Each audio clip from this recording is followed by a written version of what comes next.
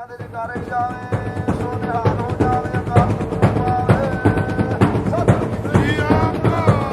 सत्कारयोग साध संगत जी,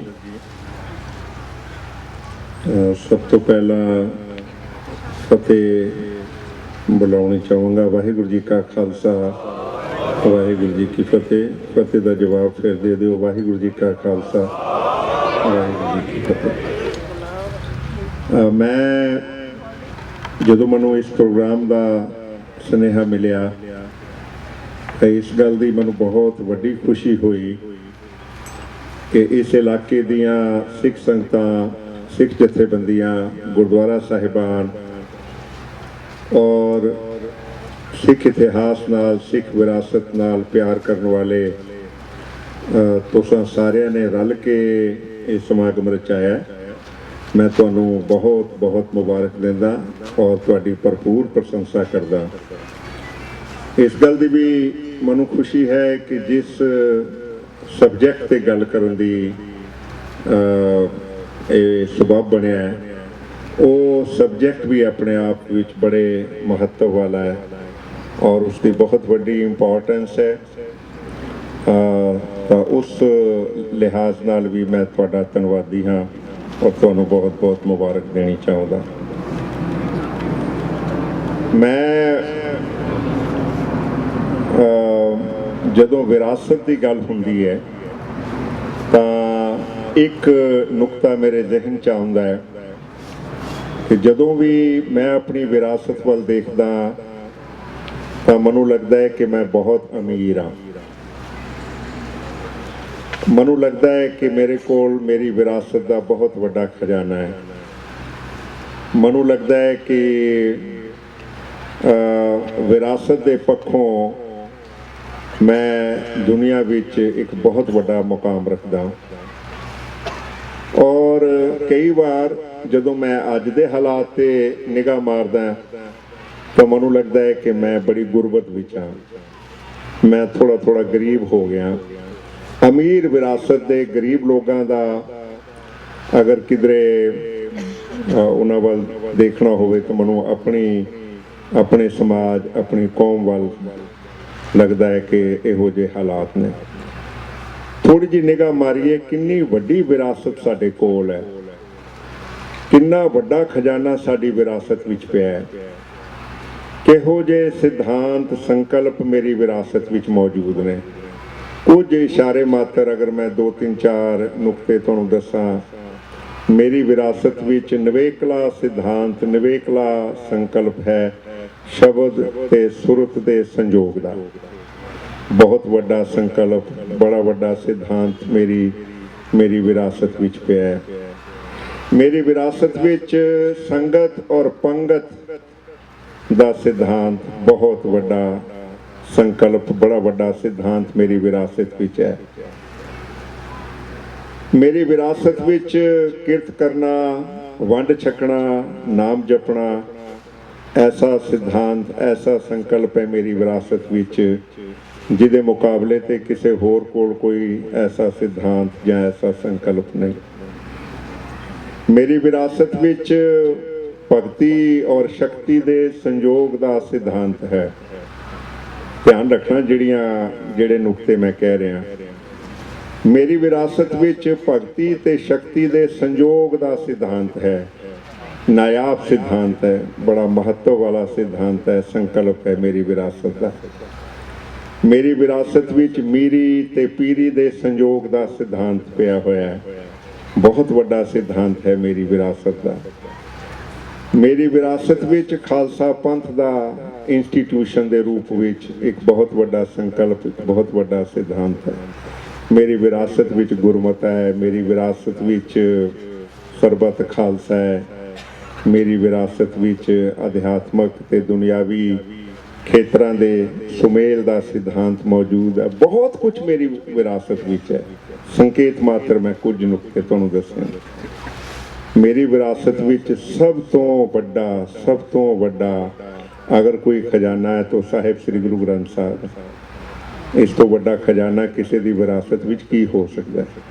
और ਜਦੋਂ मैं गुरु ग्रंथ साहब ਵੱਲ देखदा ਤੇ दो तीन छोटियां ਗੱਲਾਂ ਨੁਕਤੇ ਦੇ ਤੌਰ ਤੇ ਕਹਿ ਸਕਦਾ ਮੇਰੀ ਵਿਰਾਸਤ ਕਿੰਨੀ ਵੱਡੀ ਹੈ ਬਣਤਰ ਦੇ ਲਿਹਾਜ਼ ਨਾਲ ਰੁਤਬੇ ਦੇ ਲਿਹਾਜ਼ ਨਾਲ ਸੰਦੇਸ਼ ਦੇ ਲਿਹਾਜ਼ ਨਾਲ ਗੁਰੂ ਗ੍ਰੰਥ ਸਾਹਿਬ ਦੀ ਕੀ ਅਹਿਮੀਅਤ ਹੈ ਦੁਨੀਆ ਦਾ ਇੱਕੋ ਇੱਕ ਗ੍ਰੰਥ ਹੈ ਜਿਹਨੂੰ ਗੁਰੂ ਪਦ ਪ੍ਰਾਪਤ ਹੈ ਗੁਰੂ ਦਾ ਰੁਤਬਾ ਪ੍ਰਾਪਤ ਹੈ ਪ੍ਰਗਟ ਗੁਰਾਂ ਕੀ ਦੇਹ ਹੈ ਗੁਰੂ ਗ੍ਰੰਥ ਸਾਹਿਬ ਹੋਰ ਕਿਸੇ ਧਾਰਮਿਕ ਗ੍ਰੰਥ ਕੋਲ ਇਹ ਰੁਤਬਾ ਪ੍ਰਾਪਤ ਨਹੀਂ ਇਸੇ ਲਈ ਜਦੋਂ ਗੁਰੂ ਗ੍ਰੰਥ ਸਾਹਿਬ ਦਾ ਸਵੇਰੇ ਪ੍ਰਕਾਸ਼ ਹੁੰਦਾ ਹੈ ਸੁਖਾਸਨ ਹੁੰਦਾ ਹੈ ਤੇ ਖਾਸ ਵਿਧੀ ਨਿਸ਼ਚਿਤ ਹੈ ਗੁਰੂ ਗ੍ਰੰਥ ਸਾਹਿਬ ਦੇ ਉੱਪਰ ਚੰਦੋਆ ਤਾਣਿਆ ਜਾਂਦਾ ਹੈ ਗੁਰੂ ਗ੍ਰੰਥ ਸਾਹਿਬ ਦੇ ਉੱਪਰ ਚਵਰ ਕੀਤੀ ਜਾਂਦੀ ਹੈ ਗੁਰੂ ਗ੍ਰੰਥ ਸਾਹਿਬ ਨੂੰ ਉੱਚੇ ਸਥਾਨ ਤੇ ਬਿਰਾਜਮਾਨ ਕੀਤਾ ਜਾਂਦਾ ਹੈ ਗੁਰੂ ਗ੍ਰੰਥ ਸਾਹਿਬ ਨੂੰ ਪੁਸ਼ਾਕਿਆਂ ਨਾਲ ਸਜਾਇਆ ਜਾਂਦਾ ਹੈ ਗੁਰੂ ਗ੍ਰੰਥ ਸਾਹਿਬ ਦੇ ਸਨਮੁਖ ਖੜੇ ਹੋ ਕੇ ਅਰਦਾਸ ਕੀਤੀ ਜਾਂਦੀ ਹੈ ਗੁਰੂ ਗ੍ਰੰਥ ਸਾਹਿਬ ਵਿੱਚੋਂ ਹੁਕਮਨਾਮਾ ਲਿਆ ਜਾਂਦਾ ਹੈ ਗੁਰੂ ਗ੍ਰੰਥ ਸਾਹਿਬ ਦੀ ਤਾਬਿਆ ਦੀਵਾਨ ਸਜਾਏ ਜਾਂਦੇ ਨੇ ਕੀਰਤਨ ਕੀਤਾ ਜਾਂਦਾ ਹੈ ਸਾਰੀ ਮਰਿਆਦਾ ਇਸ ਵਾਸਤੇ ਹੈ ਕਿ ਗੁਰੂ ਗ੍ਰੰਥ ਸਾਹਿਬ ਨੂੰ ਗੁਰੂ ਦਾ ਰੁਤਬਾ ਪ੍ਰਾਪਤ ਹੈ ਗੁਰੂ ਪਦ ਪ੍ਰਾਪਤ ਹੈ ਗੁਰੂ ਗ੍ਰੰਥ ਸਾਹਿਬ ਨੂੰ ਸੱਚਾ ਪਾਤਸ਼ਾਹ ਕਿਹਾ ਜਾਂਦਾ ਹੈ ਇਸੇ ਵਾਸਤੇ ਚਵਰ ਕੀਤੀ ਜਾਂਦੀ ਹੈ ਇਸੇ ਵਾਸਤੇ ਚੰਦੋਆ ਤਾਣਿਆ ਜਾਂਦਾ ਹੈ ਇਸੇ ਵਾਸਤੇ ਸਵਖਤੇ ਉਹਦਾ ਪ੍ਰਕਾਸ਼ ਕੀਤਾ ਜਾਂਦਾ ਹੈ ਸ਼ਾਮ ਨੂੰ ਉਹਦਾ ਸੁਖਾਸਨ ਕਰਕੇ ਬਿਰਾਜਮਾਨ ਕੀਤਾ ਜਾਂਦਾ ਹੈ ਇਹ ਸਾਰੀਆਂ ਗੱਲਾਂ ਗੁਰੂ ਗ੍ਰੰਥ ਸਾਹਿਬ ਦੇ ਰੁਤਬੇ ਨਾਲ ਜੁੜੀਆਂ ਨੇ ਇਹ ਸਾਡੀ ਵਿਰਾਸਤ ਹੈ ਫਿਰ ਇੱਥੇ ਹੀ ਬਸ ਨਹੀਂ ਗੁਰੂ ਗ੍ਰੰਥ ਸਾਹਿਬ ਦੀ ਬਣਤਰ ਨਵੇਕਲੇ ਕਿਸਮ ਦੀ ਹੈ ਇਹੋ ਜਿਹੀ ਬਣਤਰ ਕਿਸੇ ਹੋਰ ਧਰਮ ਗ੍ਰੰਥ ਦੀ ਨਹੀਂ ਇਸ ਗ੍ਰੰਥ ਵਿੱਚ ਬਾਬਾ ਸ਼ੇਖ ਫਰੀਦ ਬੈਠੇ ਨੇ ਜਿਹੜੇ ਕਹਿੰਦੇ ਨੇ ਸ਼ੱਕਰ ਖੰਡ ਨਿਵਾਤ ਗੁੜ ਮਾਖਿਓ ਮਾਝਾ ਦੁੱਧ ਸਭੇ ਵਸਤੂ ਮਿੱਠੀਆਂ ਰੱਬ ਨਾ ਪੂਜਣ ਤੁਧ ਬਾਬਾ ਫਰੀਦ ਬਿਰਾਜਮਾਨ ਨੇ ਗੁਰੂ ਗ੍ਰੰਥ ਸਾਹਿਬ ਵਿੱਚ ਗੁਰੂ ਗ੍ਰੰਥ ਸਾਹਿਬ ਵਿੱਚ ਭਗਤ ਕਬੀਰ ਜੀ ਬਿਰਾਜਮਾਨ ਨੇ ਜਿਹੜੇ ਕਹਿੰਦੇ ਨੇ ਹਜ ਕਾਬੇ ਹੋ ਜਾਏ ਥਾ ਆਗੇ ਮਿਲਿਆ ਖੁਦਾਏ ਸਾਈਂ ਮੁੱਛੋਂ ਲੜ ਪੜਿਆ ਤੁਝੇ ਕਿਨ ਫਰਮਾਈ ਗਾਏ ਕਹਿੰਦੇ ਮੈਂ ਵੀ ਹਜ ਨੂੰ ਤੁਰ ਪਿਆ ਕਿਹਾ ਕਿ ਰੱਬ ਨੂੰ ਮਿਲਾਂ ਅੱਲਾਹ ਨੂੰ ਮਿਲਾਂ ਕਾਬੇ ਵਿੱਚ ਪਰ ਅੱਗੋਂ ਰੱਬ ਮਿਲ ਗਿਆ ਮੈਨੂੰ ਅੱਗੇ ਅੱਲਾਹ ਮਿਲ ਗਿਆ ਰਸਤੇ 'ਚ ਹੀ ਮਿਲ ਗਿਆ ਮੈਨੂੰ ਕਹਿਣ ਲੱਗਾ ਤੈਨੂੰ ਕਿਹਨੇ ਦੱਸਿਆ ਕਿ ਮੈਂ ਕਾਬੇ 'ਚ ਰਹਿੰਦਾ ਮੇਰਾ ਤੇ ਕੋਈ ਇੱਕ ਥਾਂ ਤੇ ਕੋਈ ਪਤਾ ਨਿਸ਼ਚਿਤ ਨਹੀਂ ਹੈ ਇਹ ਫਰਮਾਨ ਕਬੀਰ ਜੀ ਦਾ ਗੁਰੂ ਗ੍ਰੰਥ ਸਾਹਿਬ 'ਚ ਮੌਜੂਦ ਹੈ ਮੈਂ ਕਈ ਵਾਰ ਕਹਿੰਦਾ ਇਸ ਤੋਂ ਖੂਬਸੂਰਤ ਉਦਾਹਰਣ ਗੁਰੂ ਗ੍ਰੰਥ ਸਾਹਿਬ ਦੀ ਬਣਤਰ ਦਾ ਕਿਤੇ ਹੋਰ ਨਹੀਂ ਮਿਲੇਗਾ ਭਗਤ ਨਾਮਦੇਵ ਦਾ ਇੱਕ ਸ਼ਬਦ ਹੈ ਉਹ ਕਹਿੰਦੇ ਨੇ ਕਿ ਹਸਤ ਖੇਲਤ ਤੇਰੇ ਦੇਹਰੇ ਆਇਆ ਭਗਤ ਕਰਤ ਨਾਮਾ ਪਕੜ ਉਠਾਇਆ ਹੀਨੜੀ ਜਾਤ ਮੇਰੀ ਜਾਦ ਮਰਾਇਆ ਛੀਪੇ ਕੇ ਜਨਮ ਕਾਹੇ ਕੋ ਆਇਆ ਇਹ ਗੁਰੂ ਗ੍ਰੰਥ ਸਾਹਿਬ 'ਚ ਦਰਜ ਸ਼ਬਦ ਹੈ ਆਪਣੀ ਵਿਥਿਆ ਸੁਣਾਈ ਹੈ ਨਾਮਦੇਵ ਨੇ ਕਿ ਮੈਂ ਬੜੇ ਸ਼ੌਕ ਨਾਲ ਤੇਰੇ ਦੁਆਰੇ ਤੇਰੇ ਮੰਦਿਰ 'ਚ ਆਇਆ ਸੀ ਪਰ ਮੈਨੂੰ ਬਾਹੋਂ ਪਕੜ ਕੇ ਬਾਹਰ ਕੱਢ ਦਿੱਤਾ ਛੀਪੇ ਕੇ ਜਨਮ ਕਾਹੇ ਕੋ ਆਇਆ ਉਲਾਂਭਾ ਦਿੰਦੇ ਨੇ ਪਰਮਾਤਮਾ ਨੂੰ ਕਿ ਮੈਂ ਕਿਉਂ ਇਸ ਤਰ੍ਹਾਂ ਮੇਰੇ ਨਾਲ ਬਣੀ ਹੈ ਕਿ ਮੈਨੂੰ ਮੰਦਿਰ 'ਚੋਂ ਧੱਕੇ ਮਾਰ ਕੇ ਬਾਹਰ ਕੱਢ ਦਿੱਤਾ ਗਿਆ ਫਿਰ ਲੈ ਕਮਲੀ ਚਲਿਓ ਪਲਟਾਏ ਦੇਵਰੇ ਪਾਛੇ ਬੈਠਾ ਜਾਏ ਜਿਉਂ ਜਿਉਂ ਨਾਮਾ ਹਰ ਗੁਣ ਉਚਰੇ ਭਗਤ ਜਨਾ ਕੋ ਦੇਵਰਾ ਫਿਰੇ ਇਹ ਵਰਤਾਰਾ ਨਾਮਦੇਵ ਨਾਲ ਹੋਇਆ ਪਰ ਧਿਆਨ ਰੱਖਣਾ ਜਿਸ ਨਾਮਦੇਵ ਨੂੰ ਮੰਦਿਰ 'ਚੋਂ ਧੱਕੇ ਮਿਲੇ ਸਨ ਉਸ ਨਾਮਦੇਵ ਨੂੰ ਗੁਰੂ ਅਰਜਨ ਪਾਤਸ਼ਾਹ ਨੇ ਹਰਮੰਦਰ 'ਚ ਬਿਠਾ ਦਿੱਤਾ ਜਿਸ ਨਾਮਦੇਵ ਨੂੰ ਮੰਦਿਰ 'ਚ ਪੂਜਾ ਕਰਨ ਵਾਸਤੇ ਅੰਦਰ ਨਹੀਂ ਸੀ ਜਾਣ ਦਿੱਤਾ ਉਸ ਨਾਮਦੇਵ ਨੂੰ ਹਰਮੰਦਰ ਵਿੱਚ ਸਥਾਪਿਤ ਕਰ ਦਿੱਤਾ ਸੀ ਗੁਰੂ ਅਰਜਨ ਪਾਤਸ਼ਾਹ ਨੇ ਇਹ ਬਣਤਰ ਹੈ ਗੁਰੂ ਗ੍ਰੰਥ ਸਾਹਿਬ ਦੀ ਇਹ ਸਤਕਾਰ ਨਾਮਦੇਵ ਨੂੰ ਗੁਰੂ ਅਰਜਨ ਪਾਤਸ਼ਾਹ ਨੇ ਦੇ ਦਿੱਤਾ ਕਿ ਉਹ ਹਰਮੰਦਰ ਵਿੱਚ ਬਿਰਾਜਮਾਨ ਹੋਣ ਦਾ ਹੱਕਦਾਰ ਬਣ ਗਿਆ ਇਹ ਰੈਵੋਲੂਸ਼ਨ ਹੈ ਇਹ ਕ੍ਰਾਂਤੀ ਹੈ ਗੁਰੂ ਗ੍ਰੰਥ ਸਾਹਿਬ ਦੀ ਬਣਤਰ ਦੀ ਇਹ ਮੇਰੀ ਵਿਰਾਸਤ ਹੈ ਗੁਰੂ ਗ੍ਰੰਥ ਸਾਹਿਬ ਨੂੰ ਜਿਹੜਾ ਰੁਤਬਾ ਪ੍ਰਾਪਤ ਹੈ ਉਹ ਮੇਰੀ ਵਿਰਾਸਤ ਹੈ ਗੁਰੂ ਗ੍ਰੰਥ ਸਾਹਿਬ ਦੀ ਜਿਹੜੀ ਬਣਤਰ ਨਵੇਕਲੀ ਹੈ ਜਿਹਦੇ 'ਚ ਭਗਤ ਰਵਿਦਾਸ ਜੀ ਨੇ ਧੰਨਾ ਜੀ ਨੇ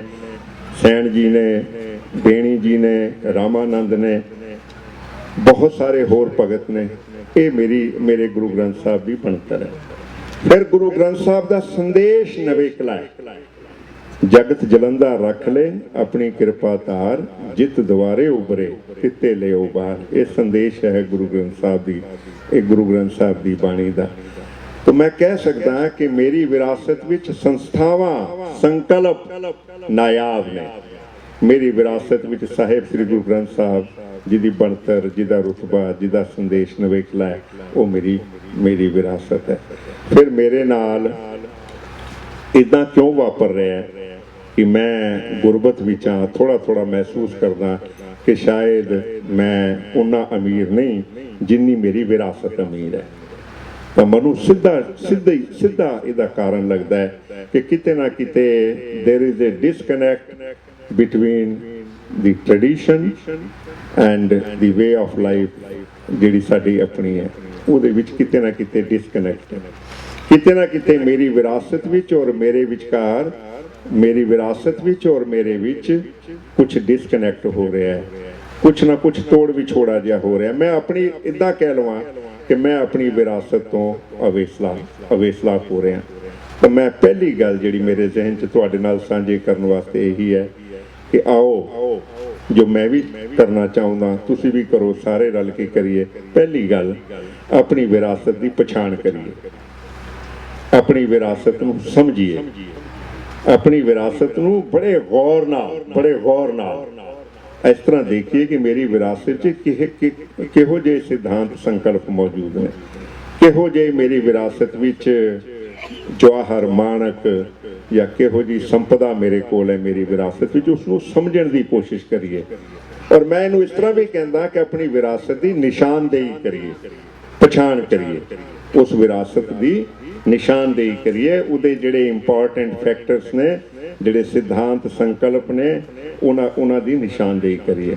मैं ये भी कहना कि जिहड़ी वड्डी उम्र के साडे वर्गे लोग ने वो अपनी विरासत की पछाण तां करनी, नाल दे नाल अपनी विरासत नूं सबक की तरह, पाठ की तरह याद रखन कि मेरी विरासत की है। बहुत ज़रूरी है कि मैं अपनी विरासत की निशानदेही करा, मैं अपनी विरासत की पछाण करा, मैं अपनी विरासत को सबक की तरह याद रखा और फिर उस विरासत के प्रचार प्रसार लिए यतनशील हुआ। सारी दुनिया तक वो विरासत मेरी लोकी जान सकन, वो पहुँच सके, उहदे लई, उहदे प्रचार प्रसार लिए मैं यतनशील हुआ। और मैं ये भी कहांगा कि मैं अपनी विरासत को ग्लोरीफाई करा, अपनी विरासत को लोगों तक पहुँचाउण लई उसके ग्लोरीफाइड रूप विच लोगों तक वो पहुँचे, इस तरह के यतन मैं करा। और आखिरी गल इस हवाले नाल कि मैं अपनी विरासत को नवे ईडियम विच अपनी नवी जनरेशन तक पहुँचा सका, ये सब तो इंपॉर्टेंट गल है। पहली गल मैं अपनी विरासत की निशानदेही करा, अपनी विरासत की खुद पछाण करा, अपनी विरासत को पाठ की तरह, सबक की तरह याद रखा और अपनी विरासत को लोगों तक पहुँचाउण लई, प्रचार प्रसार करने लई यतनशील होवां।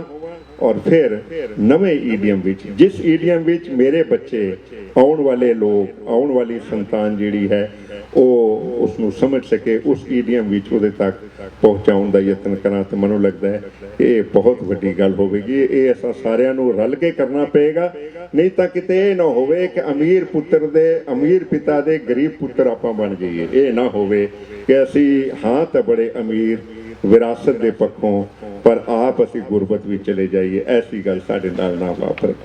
इसे विरासत नूं ध्यान च रखदिआं मैं गदरी बाबिਆਂ की गल करनी चाहूँगा। गदरी बाबे भी साडी बहुत वड्डी विरासत है। गदरी बाबिਆਂ ने जो कुछ कर दिखाया, कामा गाटा मारू वालिਆਂ ने जो कुछ कर दिखाया, वो साडी बहुत वड्डी विरासत है। और उन्होंने उसे ईडियम विच समझण की लोड़ है जिस ईडियम विच मैं अपनी विरासत की गल कर रहा।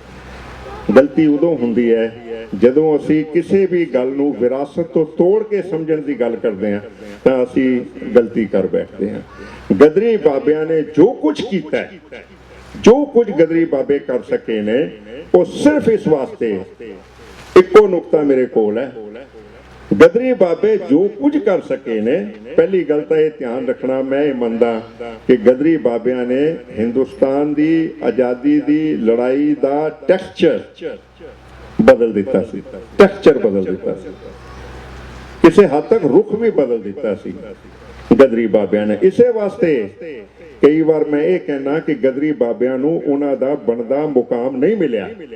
इस वास्ते नहीं मिलिया कि एक लड़ाई एक लिहाज नाल बड़ी इंपॉर्टेंट लड़ाई करके प्रोजेक्ट की गई, पर जिस तरह वो लड़ाई गदरी बाबिਆਂ ने लड़ी उसनों उदां दी प्रोजेक्शन नहीं मिल सकी।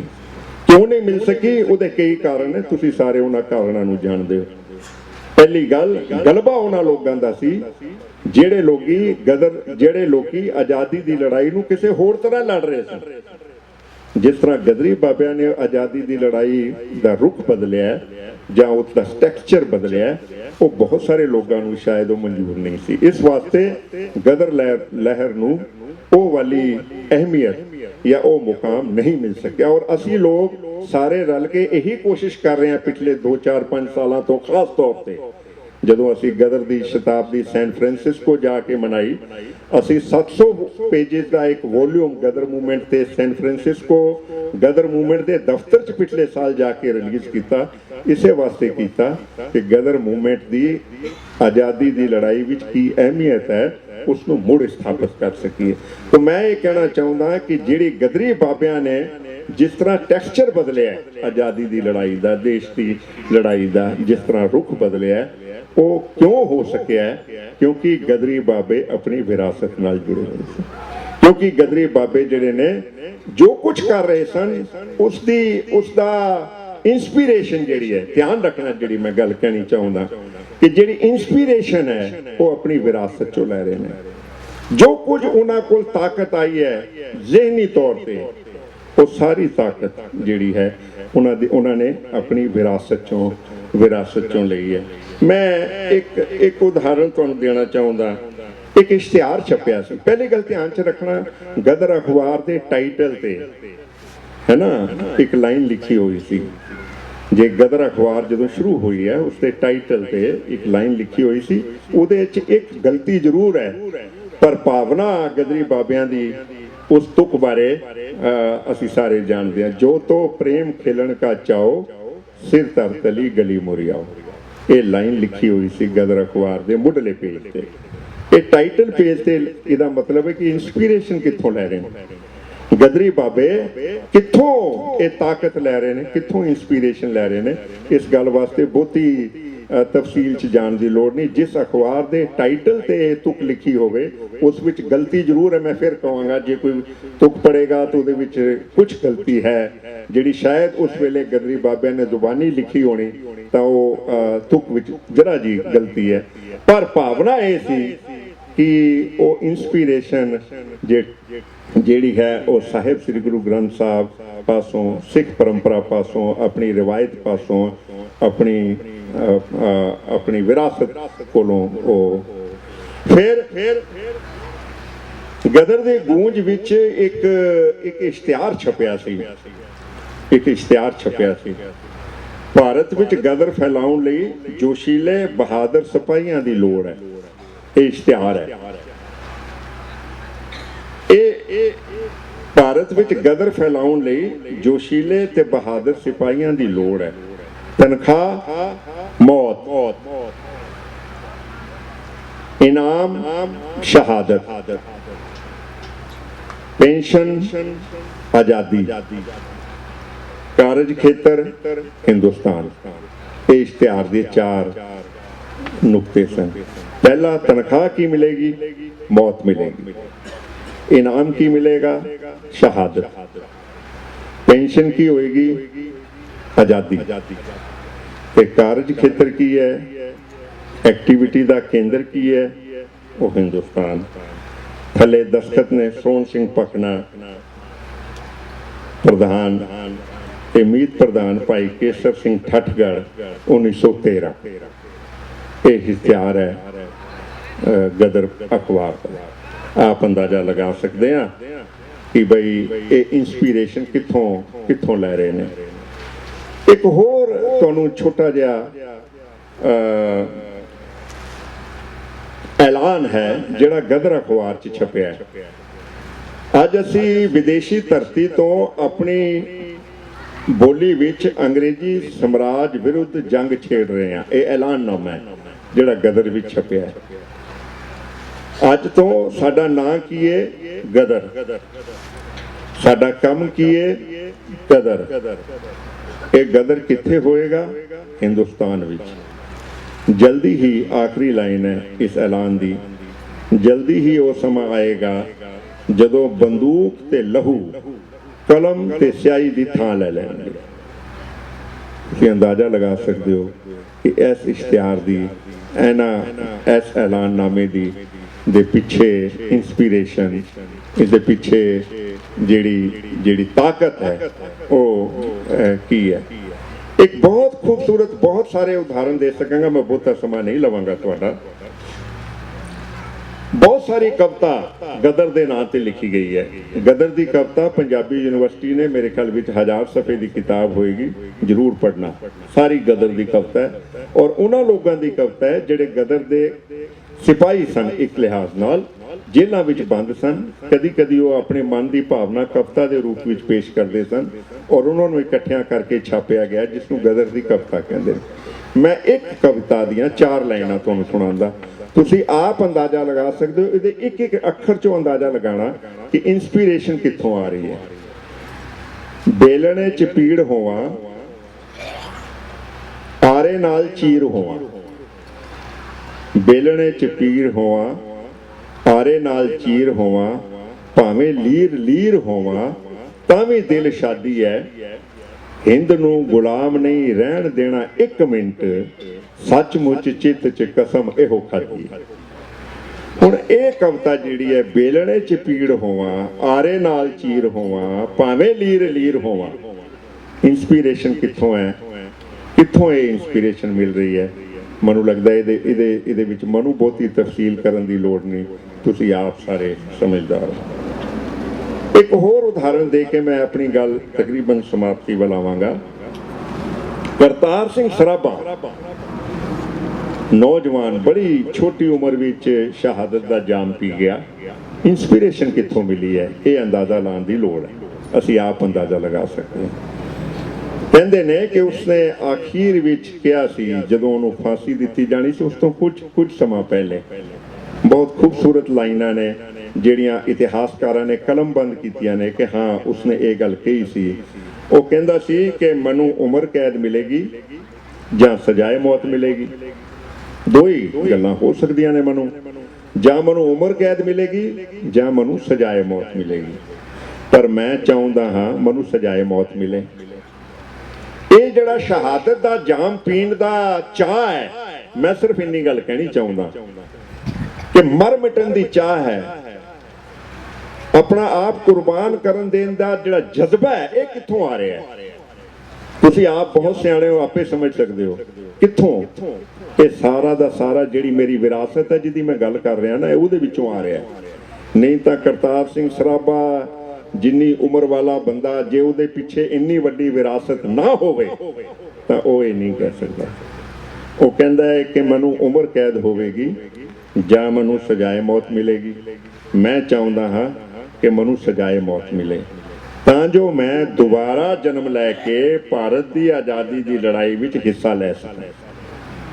मैं तां मरना चाहुंदा, मैं तां शहीद होना चाहुंदा ताकि मैं दोबारा जन्म लवां और फिर मैं आज़ादी दी भारत के आज़ाद होने तक मैं वार वार मौत सहेड़ांगा। यही मेरी आखिरी ख्वाहिश, मेरी आखिरी इच्छा है कि मैनू सजाए मौत मिले, मैनू उम्र कैद ना देना ताकि मैं दोबारा जन्म लवां और फिर आके मैं और ये भी कहते हैं कि करतार सिंह सराभा ये लाइनां गुनगुनाउंदा हुंदा सी और 4 लाइनां ने बहुत सोहणियां ने। सेवा देश की जिंदड़ी है बड़ी औखी, गल्लां करनियां ढेर सुखलियां ने, जिन्हां देश की सेवा विच पैर पाया उन्हां लख मुसीबतां झल्लियां। करतार सिंह सराभा इन्हां लाइनां नूं गुनगुना। ये सारा कुछ आया कित्थों है? मैं बस वो विरासत की गल नाल जोड़ना चाहता। मैं की जोड़ना चाहूँगा जुड़ी हुई है, मैं सिर्फ उसकी तफसील तुहाडे सामने पेश करना। ध्यान रखना मेरी विरासत विच मैं सारी गल नूं समेटदिआं कह सकदा एक होर गल जिथे मैं बाकी गल्लां कहीआं वो बहुत वड्डी गल मेरी विरासत नाल जुड़ी हुई है, वो है शहादत दा संकल्प। शहादत दा संकल्प नवेकला संकल्प है और मैं दावे नाल कहंदा सारा कुछ पढ़ लिख के गल कह रहा कि शहादत दा जिहड़ा संकल्प सिख परंपरा ने दिता है उसका मुकाबला किसी होर परंपरा नाल नहीं किया जा सकता। किसी परंपरा नूं मैं माड़ा चंगा नहीं कहना चाहता, पर सिख परंपरा विच जिहड़ा शहादत दा संकल्प है वो नवेकला संकल्प है, वो मेरी विरासत दा बहुत खूबसूरत संकल्प है, बड़ा वड्डा संकल्प है मेरी विरासत दा शहादत दा।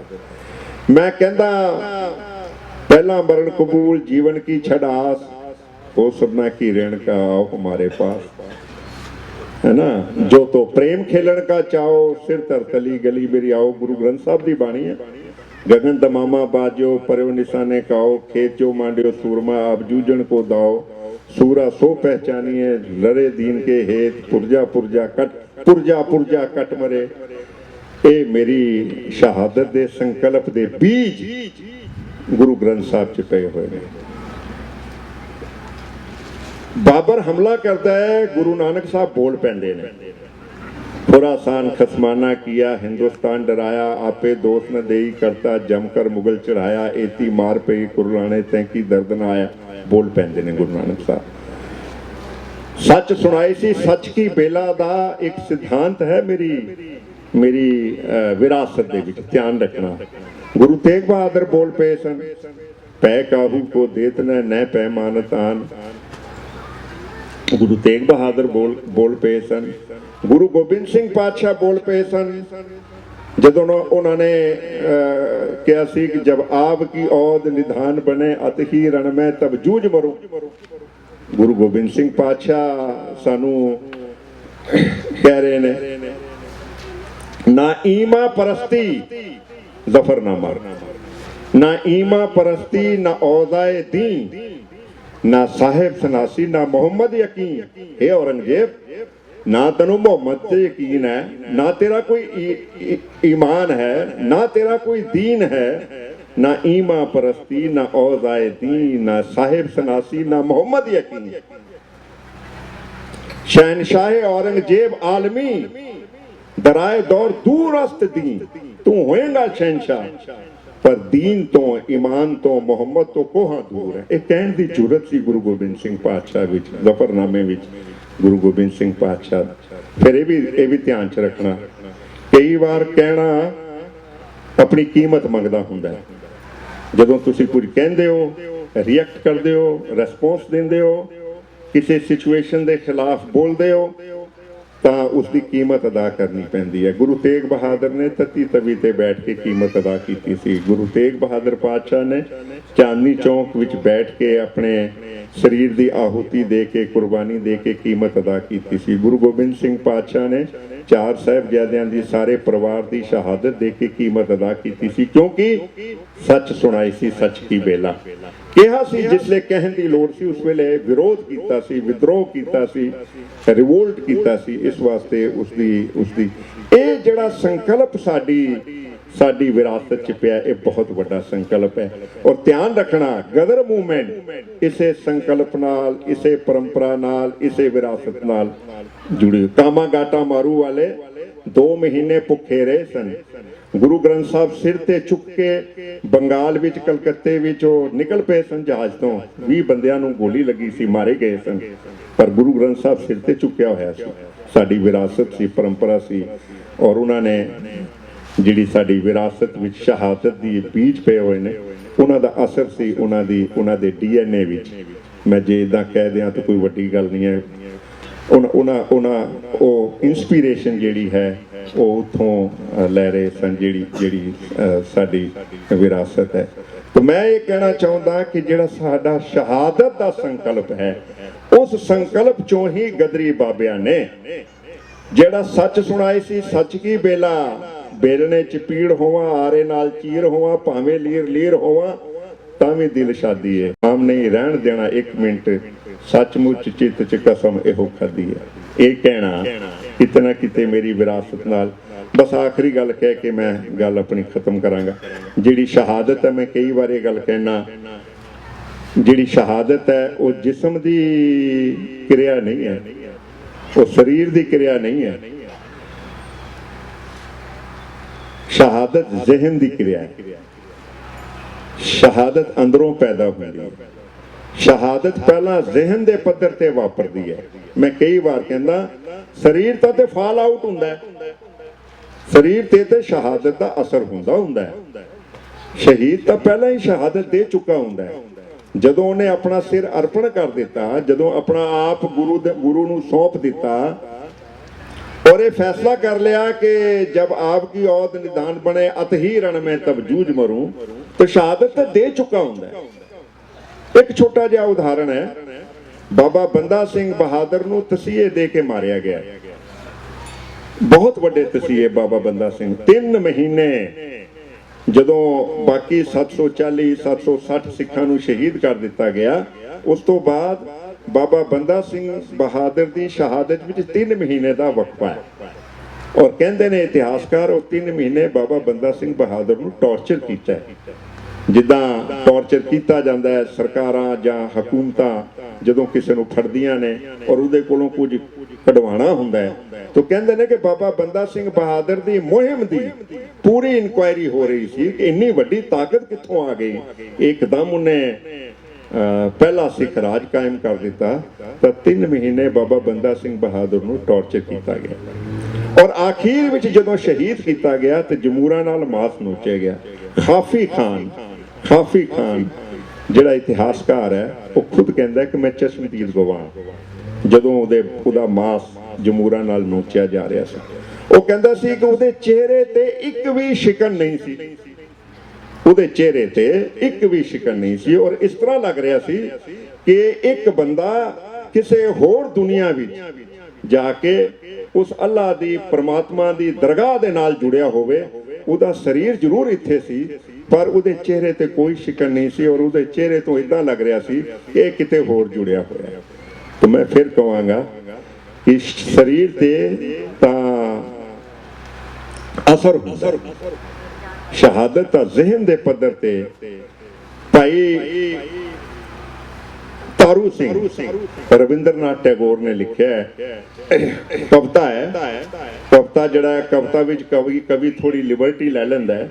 ਉਹ ਕਹਿੰਦੇ ਨੇ ਕਿ ਜਦੋਂ ਰਵਿੰਦਰਨਾਥ ਟੈਗੋਰ ਨੇ ਭਾਈ ਤਾਰੂ ਸਿੰਘ ਤੇ ਕਵਿਤਾ ਲਿਖੀ ਤਾਂ 10 ਲਾਈਨਾਂ ਦੀ ਕਵਿਤਾ ਚ ਬੜੇ ਸੰਖੇਪ ਵਿੱਚ ਕਹਿੰਦਾ ਕਿ ਜ਼ਮੀਨ ਲਹੂ ਲੋਹਾਨ ਸੀ, ਆਖੀਰ ਵਿੱਚ ਜਿਹੜਾ ਫੌਜਦਾਰ ਹੈ ਉਹਨੇ ਤਾਰੂ ਸਿੰਘ ਨਾਲ ਅੱਖਾਂ ਮਿਲਾਈਆਂ, ਅੱਖ ਮਿਲਾ ਕੇ ਕਹਿਣ ਲੱਗਾ ਕਿ ਮੈਨੂੰ ਮੇਰਾ ਦਿਲ ਕਰਦਾ ਮੈਂ ਤੈਨੂੰ ਛੱਡ ਦਿਆਂ। ਉਹ ਕਹਿੰਦਾ ਮੇਰੇ ਨਾਲ ਇਹ ਬੇਇਨਸਾਫੀ ਕਿਉਂ। ਰਵਿੰਦਰਨਾਥ ਟੈਗੋਰ ਦੀਆਂ ਲਾਈਨਾਂ ਨੇ। ਤਾਰੂ ਸਿੰਘ ਕਹਿੰਦਾ ਹੈ ਕਿ ਮੇਰੇ ਨਾਲ ਇਹ ਬੇਇਨਸਾਫੀ ਕਿਉਂ। ਕਹਿੰਦਾ ਮੈਨੂੰ ਤੂੰ ਬਹੁਤ ਚੰਗਾ ਲੱਗਦਾ ਹੈ, ਮੈਂ ਤੈਨੂੰ ਛੱਡ ਦੇਣਾ ਚਾਹੁੰਦਾ। ਕਹਿੰਦਾ ਮੇਰੇ ਨਾਲ ਇਹ ਬੇਇਨਸਾਫੀ ਕਿਉਂ। ਚੁੱਪ ਹੋ ਗਿਆ ਉਹ। ਕਹਿੰਦਾ ਅੱਛਾ ਚੱਲ ਮੈਨੂੰ ਸਿਰਫ ਇੱਕ ਚੀਜ਼ ਦੇ ਦੇ ਤਾਂ ਮੈਂ ਤੇਰੀ ਜਾਨ ਬਖਸ਼ੀ ਕਰ ਦਿਆਂਗਾ। ਕਹਿੰਦਾ ਤੈਨੂੰ ਕੀ ਚਾਹੀਦਾ। ਕਹਿੰਦਾ ਆਪਣੇ ਕੇਸ ਦੇ ਦੇ। ਉਹ ਕਹਿੰਦਾ ਲੈ ਬਸ ਇੰਨੀ ਜੀ ਗੱਲ ਤੂੰ ਮੇਰੇ ਕੋਲੋਂ ਮੰਗੀ ਹੈ। ਕਹਿੰਦਾ ਹਾਂ ਤੂੰ ਮੈਨੂੰ ਆਪਣੇ ਕੇਸ ਦੇ ਦੇ, ਮੈਂ ਤੇਰੀ ਜਾਨ ਬਖਸ਼ੀ ਕਰ ਦਿਆਂਗਾ। ਕਹਿੰਦਾ ਮੇਰੀ ਖੋਪਰੀ ਲੈ ਲੈ ਕੇਸਾਂ ਸਮੇਤ, ਮੇਰੀ ਖੋਪਰੀ ਲੈ ਲੈ ਕੇਸਾਂ ਸਮੇਤ। ਇਹ ਜਵਾਬ ਦਿੱਤਾ ਰਵਿੰਦਰਨਾਥ ਟੈਗੋਰ ਦੀ ਕਵਿਤਾ। ਤੇ ਮੈਂ ਕਹਿੰਦਾ ਕਿ ਇਹਦਾ ਮਤਲਬ ਹੈ ਕਿ ਭਾਈ ਤਾਰੂ ਸਿੰਘ ਸ਼ਹੀਦ ਤਾਂ ਹੋ ਚੁੱਕਾ ਸੀ, ਜ਼ਿਹਨੀ ਪੱਧਰ ਤੇ, ਮਨ ਦੇ ਪੱਧਰ ਤੇ, ਅੰਤਰ ਆਤਮਾ ਦੇ ਪੱਧਰ ਤੇ ਉਹ ਸ਼ਹਾਦਤ ਕਬੂਲ ਕਰ ਚੁੱਕਾ ਸੀ। ਹੁਣ ਉਹਦੀ ਖੋਪਰ ਲੈ ਜਾਵੇ, ਉਹਦਾ ਸਰੀਰ, ਉਹਦਾ ਸਿਰ ਧੜ ਤੋਂ ਜੁਦਾ ਕਰ ਦਿਓ, ਉਹਨੂੰ ਕੋਈ ਫਰਕ ਨਹੀਂ, ਕਿਉਂਕਿ ਉਹ ਸ਼ਹਾਦਤ ਜਿਹੜੀ ਹੈ ਉਹ ਸਹੇੜ ਚੁੱਕਾ ਹੈ। ਤੋ ਇਹ ਜਿਹੜਾ ਸ਼ਹਾਦਤ ਦਾ ਸੰਕਲਪ ਹੈ, ਇਹ ਸਾਡੀ ਵਿਰਾਸਤ ਦਾ ਬਹੁਤ ਵੱਡਾ। ਜਦੋਂ ਸਿੱਖ ਗੁਰੂ ਕੋਲ ਆਂਦਾ ਹੈ ਔਰ ਆਪਣਾ ਸਿਰ ਭੇਂਟ ਕਰ ਦਿੰਦਾ, ਸੱਚੀ ਮੁੱਚੀ ਦੀ ਗੱਲ ਹੈ, ਸੱਚਮੁੱਚ ਜੇ ਆਪਣਾ ਸਿਰ ਭੇਂਟ ਕਰ ਦੇਵੇ ਤਾਂ ਉਹ ਸ਼ਹੀਦ ਹੋ ਚੁੱਕਾ ਹੁੰਦਾ ਹੈ। ਉਸ ਵੇਲੇ ਉਹਦੇ ਸਰੀਰ ਤੇ ਫਾਲ ਆਊਟ ਹੁੰਦਾ ਹੈ ਜਦੋਂ ਉਹ ਸ਼ਹਾਦਤ ਅਸਲੀ ਵਿੱਚ ਆ ਕੇ ਧਰਤੀ ਦੇ ਪੱਧਰ ਤੇ ਆਪਣੀ ਸ਼ਹਾਦਤ ਦਿੰਦਾ।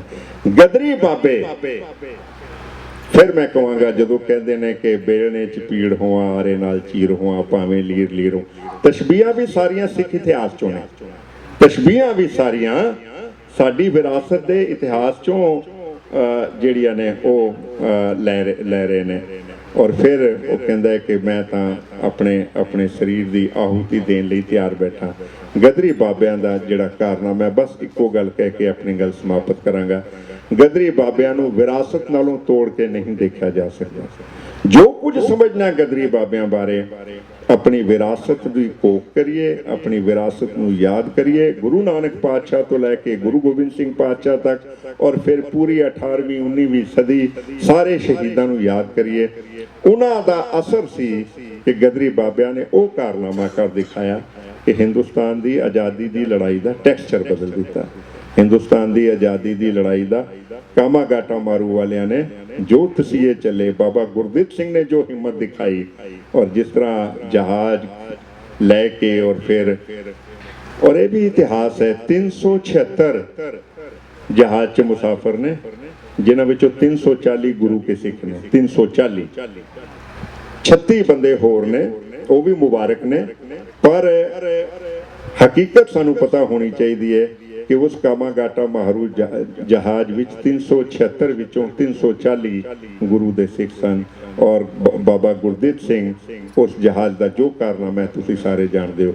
मैं एको गल कहनी चाहांगा, ये सारे वो लोग ने जिहड़े विरासत नाल जुड़े हुए सन, विरासत नाल प्रणाए हुए सन, इतिहास नाल प्रणाए हुए सन। आखिर च मैं यो गल कहनी चाहांगा कि जिन लोगों को विरासत का एहसास नहीं होता, उन लोगों का कोई इतिहास नहीं होता। बस जेड़े लोग अपनी विरासत भूल जाते ने, उन्हां दा इतिहास चों हौली हौली ना मनफी हुंदा चलिया जांदा है। पहला सुनहरे अखरां च हुंदा है, कई सफ़ियां च हुंदा है, फिर सिमट के एक दो सफ़ियां च रह जांदा है, फिर हौली हौली वो इतिहास के अखर जिहड़े ने घटदे चले जांदे ने। असी बहुत वड्डी परंपरा दे मालक हाँ, बहुत वड्डी विरासत साडे कोल है। बस वो डिसकनैक्ट जिहड़ा है वो ना होवे, और असी अपनी विरासत की पछाण कर सकीए, निशानदेही कर सकीए, उसका प्रचार प्रसार कर सकीए, अपने बच्चों तक वो विरासत उन्होंने दी ईडीएम च पहुँचा सकीए। यही बहुत जरूरी है। मैं तुहानू सारिਆਂ ਨੂੰ बहुत बहुत मुबारक देंदा इस दिन मनाउण दी, और तुहाडे इस इकट्ठ नूं देख के मैं सचमुच तुहाडी बहुत प्रशंसा करदा। वाहिगुरू जी का खालसा, वाहिगुरू।